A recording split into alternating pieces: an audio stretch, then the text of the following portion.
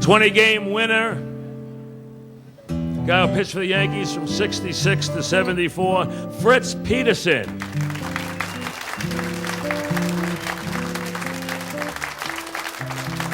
Left-hander Fritz Peterson. Fritz.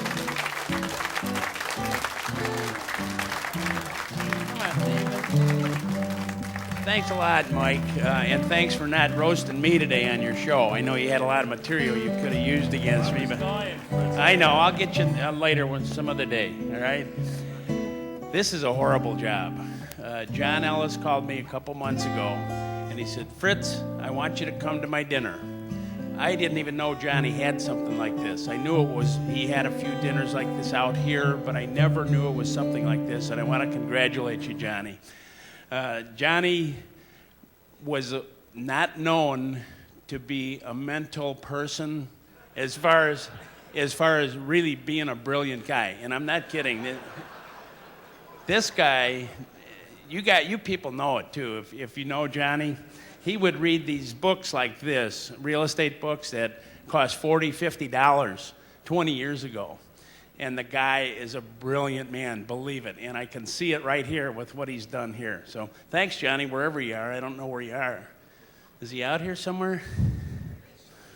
Because I got to get him later. I'd like to roast him. Oh, he's at a closing, Sparky said. But I read in the paper today, Wayne Gretzky's wife made a statement, and she said, I would like to say 1,000 things, but I can't. And that's what I would like to do tonight. I can't do it, though. And not because Mel did anything bad. He was too good. He was the most perfect person I've ever seen, on the field and off the field. And I roomed with him many years. I was with him for 8.5 years with the Yankees. And the man is impeccable, and that is true. The only thing I can say was back in 1970, we were both in the All-Star game, and I went first, and my guy got on. Mel had to come in and face a Punch and Judy hitter, Roberto Clemente, and he couldn't strike him out. But he did get him out, but a run scored, and we tied that game, and we went into 12 innings, and that's the game that Pete Rose ran down Ray Fosse. But what happened was I was mad. You know, I'm a competitor, too, and I didn't like being responsible for that game going extra innings. And so I had to get even. And a writer friend of mine taught me how to get even by mail. And he said, anytime you go in a magazine, you can look through it, and wherever it says, bill me later, you can send in for it because they can't do anything to you. So what happened on the way home from Cincinnati in 1970 is I got every magazine I could find and filled in every one of those bill me laters for Mel. Because, you know, what could you do? So about 2 weeks later, we come back from a long road trip, and we get to the clubhouse, and Mel can't even get in his locker. It's full of everything you can imagine. And at that time, I said, I've got to give Mel amnesty, because he was my senior. He was a tremendous player. He was there ahead of time.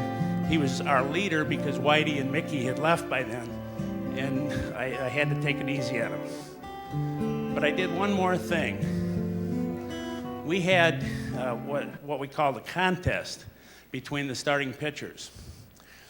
Mel and Steve Klein we faced off against myself and Stan Bonson. The contest was, we counted our own batting. We were still hitting at that time. And anytime we'd walk or get a base hit or a sacrifice bunt or hit another batter, we would count that a point. And at the end of the year, the team who had the most points would be taken out in a place of their choice, of the winner's choice, on the last road trip of the year. So we did that, and we decided, and my team lost. So Bonson and I lost, and they decided to go to the finest restaurant in Cleveland because there's nothing else to do there. Sorry, Dennis. So we were sitting at this restaurant, and I'm telling Mel and Steve Klein, I said, just have whatever you want. You guys won fair and square. Have whatever you want. So we were getting drinks, 2 for 1, cocktails, anything you want. Just take anything. And so they're laughing at us or watching our movements as they ordered 2 or 3 desserts and stuff like that.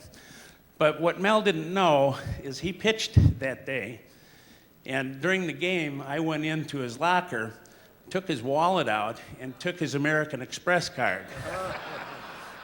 So when the bill came, and it was a beauty, they're laughing again and laughing again. So I give the waiter the card, sign it, nice tip too. And about 2 months later, I get a call from young Mel, and he said, Jean wants to know what this bill is. She got the bill, poor little Jeannie. So I got even.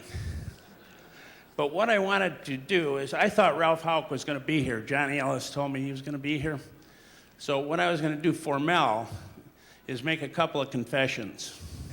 Because I don't know how you managers like to find out what your players are doing. I know you guys were telling me about Casey Stengel. He wanted to know everything.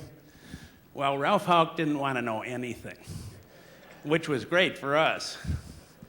But what we did is, after he left the clubhouse, we would have our own clubhouse hockey game. When Ralph left at the end of the game, he'd leave and we'd pull out our stuff, our equipment, and Mel was the one. And the picture I had is us with our equipment. Mel is in Gene Michael's locker back there, and we're playing hard. And this was the year that Ralph Houck and Lee McPhail finally got us a third baseman, because we hadn't had one since Clete Boyer left. The guy on the right is Rich McKinney. He was going to be our real third baseman, and he was going to be a pennant for the year. But Rich went in and drove in on Stottlemyre in that locker way in the back, and Mel floored him.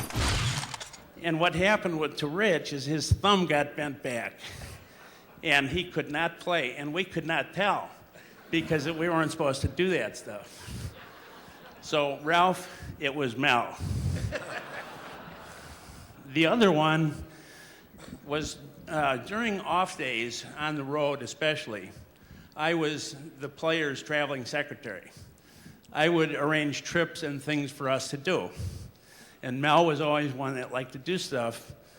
So we went, there was an off day in Texas. And you remember that one? We rented dirt bikes. So we went out to Lake Arlington, real nice place, and we were going, there were 5 of us, and we were going like crazy. And Mel was the head of the group because he was our leader. And what he did is, and Thurman was right behind him, Thurman Munson. And Mel was going like crazy, and all of a sudden turned off to the right. And Thurman just watched him like this, and Thurman disappeared. What Mel had done is seen a big ravine, and he didn't tell Thurman. So Thurman disappeared, and you know Thurman, those of you who do, he was a tough guy, and he wouldn't admit injury. So Thurman broke both the taillight and the headlight of this motorcycle, but he was getting up, and he said, "Come on, let's go." Problem was, he couldn't catch that night. And wherever Johnny is, he had to catch. But Johnny had taken a spill even worse than Thurman's, but because he was the second catcher at the time, he had to catch. So Ralph, the day we had no catchers, it was Mel's fault. And that's all I can say bad about Mel, and it's not bad. I can't do it. But one thing last night, Mel told me, he said, "That girl," where are you, Gene? There's little Jeannie. He said, "That girl saved my life." And Gene, I want to thank you for myself and the rest of us for saving that man. because he is the man. Thank you very much.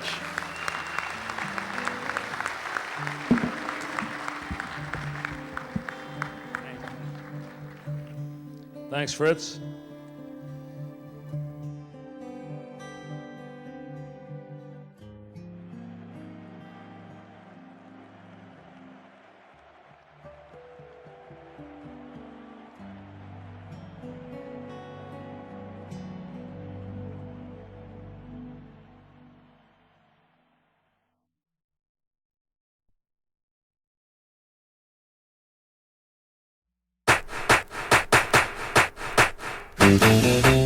Hi, baseball fans. This is Fritz Peterson. I sure hope you enjoyed listening to those anecdotes as much as I enjoyed recounting them for you.